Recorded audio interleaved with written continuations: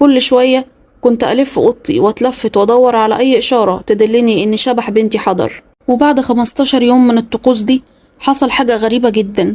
لقيت هوا جامد فتح الشباك ودخل معاه نور قوي ملا كل الأوضة، بس راح بعديها بلحظات. بس بسبب اللي حصل ده اديت لنفسي أمل وحسيت إن الطقوس بتاعتي ماشية على الطريق السليم.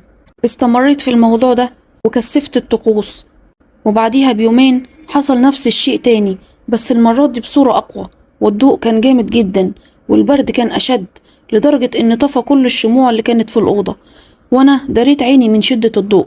وواحدة واحدة بدأ النور يهدى، ولقيت في وسط الأوضة ظل أسود. لقيت في وسط الأوضة ظل أسود على شكل بنت كانت لابسة أسود في أسود، فعرفت إنه شبح بنتي قمر. وبعد كده الضوء اختفى والبنت بدأت تبان أكتر في نص الأوضة. كانت لابسة أسود وشعرها طويل وأسود